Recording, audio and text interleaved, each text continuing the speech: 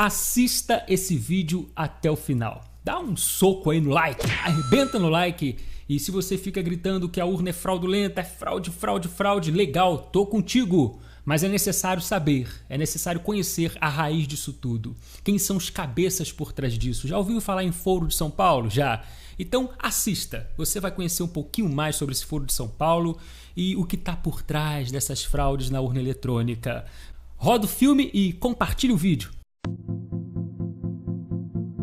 Brasil, segundo semestre de 2014. Às vésperas das eleições presidenciais, temos uma nação dividida, mas também uma nação com esperança de que o ciclo do regime lulopetista tenha fim. Brasil! Os ânimos se acirram.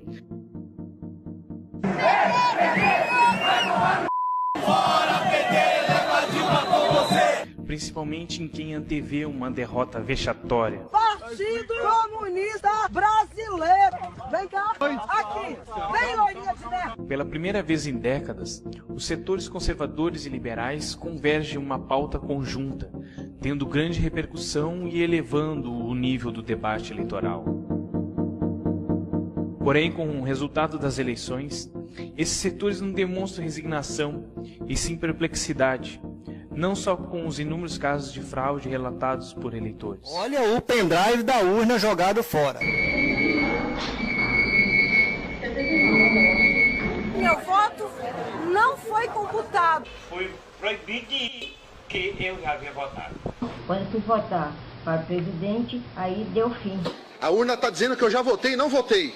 Constou na urna que eu já havia votado. Mas também com o próprio sistema de apuração dos votos imposto pelo TSE. Frente a estas evidências, o eleitor pergunta-se: como pode ter ocorrido a fraude? Sob a responsabilidade de quem essa fraude ocorreu?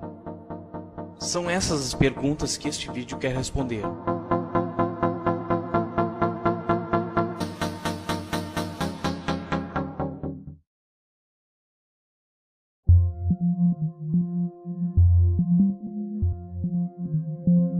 Mas para entendermos todos os fatores envolvidos, devemos retroceder no tempo, mais exatamente 2 de julho de 1990, na cidade de São Paulo. Esse é o ano da criação do Foro de São Paulo. Esta organização foi criada por iniciativa de Fidel Castro e de Luiz Inácio Lula da Silva. O começo dos anos 90 estavam registrando a queda de inúmeros países totalitários comunistas, tanto no leste europeu quanto o próprio sistema soviético. Assim, o regime cubano ficou sem as mesadas da União Soviética e sem os compradores generosos do açúcar cubano. Dessa forma, Castro precisava de uma alternativa para poder manter o regime de Cuba. O objetivo principal do Foro de São Paulo é a reunião de partidos, movimentos e até de grupos criminosos e narcoterroristas como Nelson Gutiérrez e Líbio Pérez. Colômbia, Danilo Trujillo. Por el M-19, Germán Rojas. E as Farc. Ao final de cada reunião do Foro de São Paulo, esses grupos de esquerda saem com declarações finais que devem ser deliberativas, ou seja, dali saem as ações que os partidos devem adotar no próximo ano, com o objetivo de aprofundar o socialismo no continente. Um regime é socialista ou comunista quando o Estado legisla e controla praticamente todos os aspectos da vida de seus cidadãos. Mas Lula é socialista? Mas eu não vou viver mais 30 anos. E eu quero chegar ao poder logo. Pragmaticamente. O que eu faço com o Olívio Dutra, que vai ser candidato a governador? Eu peço para ele não ser candidato e ficar organizando a sociedade socializante? Ou eu quero que ele ganhe as eleições, que vereadores do PT se elejam, que prefeitos, e a gente vai mudando a relação do Estado com a sociedade e vai contribuindo, não é? Os dois ex-operários, Walesa e Lula, sempre tiveram uma relação de rivalidade. Nesta entrevista, o polonês afirma que o presidente Lula quer implantar o socialismo no Brasil. Por ocasião do 4º Foro de São Paulo, realizado em 1993, em Cuba, Fidel Castro disse: O que pode fazer a esquerda latino-americana que não seja a consciência para a unidade? Isso, a unidade, deve ser inscrita nas bandeiras da esquerda. Nenhum futuro teremos sem a integração. Veja que Castro está falando em unidade, em integração em 1993. A cada ano, mais e mais países latino-americanos têm adotado políticas pró-Cuba. Era o que o regime cubano necessitava para ser novamente financiado. E encaminhando esses países rumo ao socialismo. Venezuela, Equador, Bolívia, El Salvador, Argentina. E o Brasil? Qual o papel do Brasil na estratégia do Foro de São Paulo? A política externa brasileira dá alguns exemplos de como o Brasil foi permissivo nos últimos anos com as nações governadas por representantes do Foro de São Paulo. Vide o caso das refinarias de petróleo na Bolívia, a revisão do contrato de energia produzida na hidrelétrica de Itaipu, o projeto Mais Médicos, onde médicos cubanos são trazidos para trabalhar no país e parte do salário desses profissionais vai diretamente para o regime dos irmãos Castro. O Porto de Mariel, em Cuba, uma obra inconstitucional realizada no governo Dilma e que custou milhões ao erário público da nação. Sobre isso, o embaixador Luiz Felipe Lampreia explica melhor. É explicável por uma palavra simples, chama-se Foro de São Paulo. Foro de São Paulo era um pacto dos partidos de esquerda para chegar ao poder e, chegando ao poder, para conservar o poder. Então, um pacto de solidariedade partidária, né? E isso, a meu ver, explica Lula, explica a posição em relação ao Paraguai, explica a posição em relação ao Chávez, explica a condescendência em relação a Evo Morales. Esse, eu acho, o fio condutor é essa solidariedade partidária. Assim, o Brasil, nas palavras do professor Olavo de Carvalho, funciona como a galinha dos ovos de ouro dentro do Fórum de São Paulo. Seu papel é o de ser mantenedor dos regimes comunistas, e quem paga essa festa é o contribuinte brasileiro.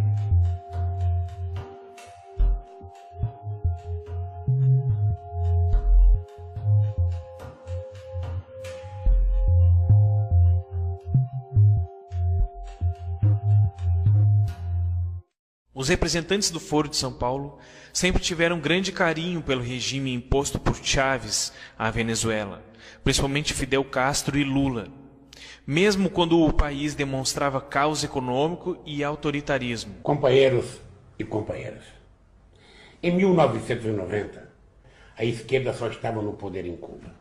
Hoje, governamos um grande número de países, e mesmo onde ainda somos oposição, os partidos do Fórum têm uma influência crescente na vida política e social.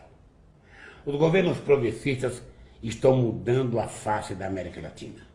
Graças a eles, o nosso continente se desenvolve de modo acelerado, com crescimento econômico, criação de empregos, distribuição de renda e inclusão social.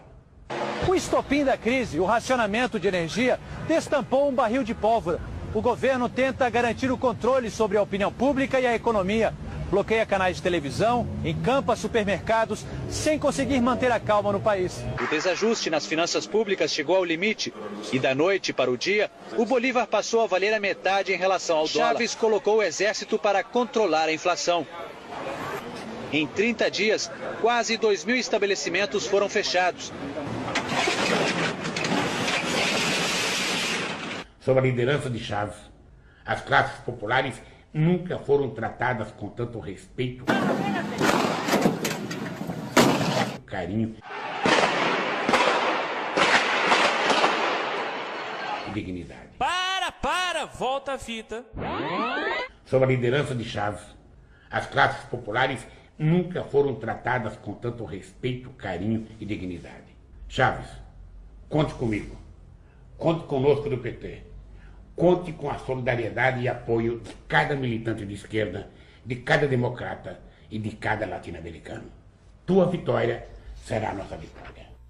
Com a morte de Chávez e com o medo de que o chavismo tivesse fim, Lula mais uma vez interfere nos interesses da nação venezuelana e defende a eleição de Nicolás Maduro.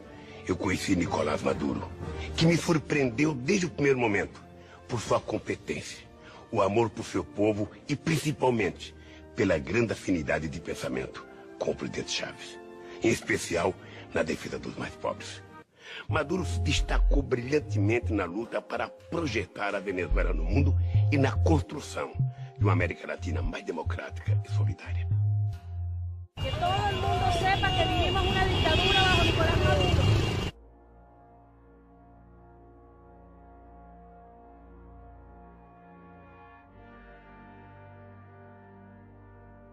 E como se consolidou o regime comunista bolivariano na Venezuela? Foi através de plebiscitos e de decretos presidenciais que o regime chavista conseguiu impor de forma legal o seu socialismo bolivariano, ou o seu socialismo do século XXI. Assim, mascara-se o autoritarismo do regime como vontade popular. Mas como são organizadas as eleições e esses plebiscitos na Venezuela? A Venezuela possui um sistema de votação eletrônica que, apesar de usar tecnologia superior à do Brasil, ou seja, que possibilita a recontagem dos votos, o sistema venezuelano é parecido com o brasileiro no tocante ao autoritarismo da justiça eleitoral. Reportagens veiculadas no ano de 2008 já apontavam irregularidades e incoerências na totalização dos votos e das dificuldades, impedimentos e restrições que a Justiça Eleitoral e o TSE impuseram a qualquer tentativa de investigar ou auditar o sistema eletrônico de votação. Guarulhos, na Grande São Paulo, é o segundo maior colégio eleitoral do estado. Porque o meu candidato pareceu outro. Candidato a vereador na última eleição, Antônio pediu a anulação do resultado. Milhares de pessoas falando que existe a fraude, que foram votar e não tem o voto delas lá. E agora eu sou obrigado a acreditar só no TSE, só o TSE que fala a verdade. Várias cidades do Brasil, onde os candidatos estão reclamando, eles estão sendo taxados de candidatos derrotados. Derrotado é o eleitor, que pensa que elegeu um candidato, quando na verdade ele está elegendo outro. Derrotado é a democracia.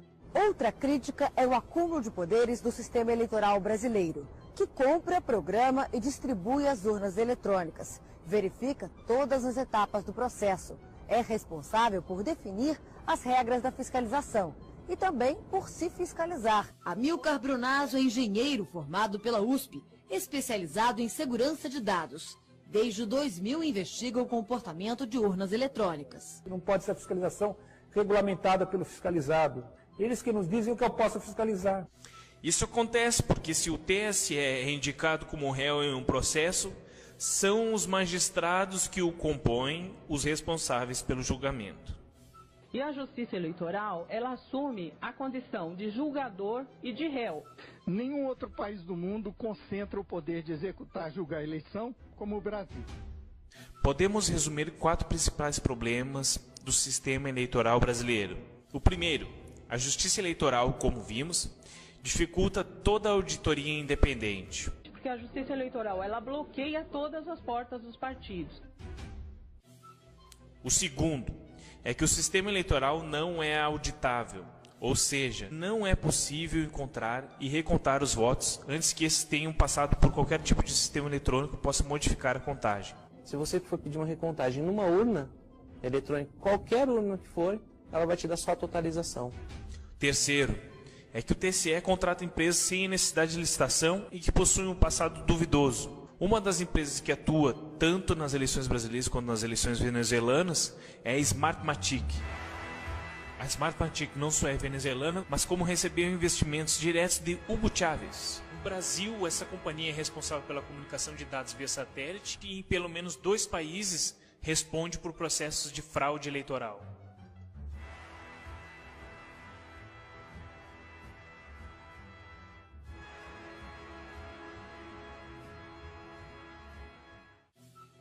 Já a empresa responsável pelo código-fonte não dá respostas coerentes para a permanência de programas que facilitam que códigos piratas rodem no sistema. Nesse código-fonte existe um artefato chamado Inserator que permite validar um programa que não seja o oficial. Eu usaria esse programa se fosse fraudar uma eleição. E por último, a Diebold é a companhia que fornece as urnas eletrônicas ao TSE. e já teve provado que seus aparelhos são muito fáceis de serem invadidos.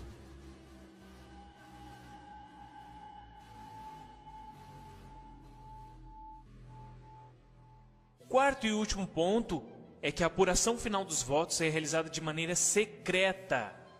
Um grupo seleto de técnicos do TSE ficou responsável pelo processo de soma final. Você acredita que uma apuração secreta em qualquer tipo de eleição seja válida? E se a apuração só seria pública a partir das 20 horas, por que petistas ligados ao Planalto estavam comemorando antes desse horário? A apuração não era secreta? Esse é o sistema eleitoral que temos à disposição. Essa situação é agravada ao sabermos que o presidente do TSE é um petista.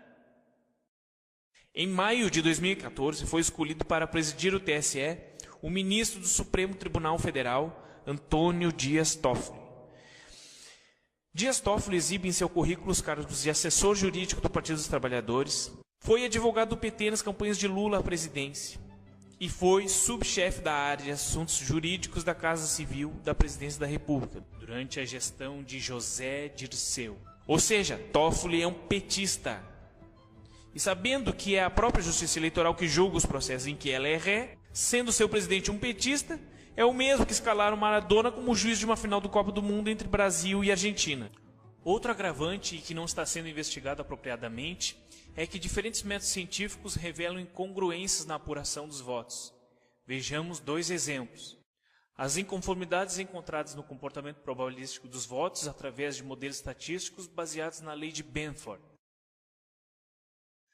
E na constatação de que qualquer programador, através de poucas linhas de código e com acesso às urnas eletrônicas, pode converter votos de um candidato a outro. A prova peremptória de que ocorreu a fraude não há. Porém, sobram evidências e um sem número de falhas no sistema eleitoral. E além disso, um partido que arquitetou os 2 maiores esquemas de corrupção da história republicana. Um partido que mente. Um partido ligado a diversas ditaduras e regimes autoritários.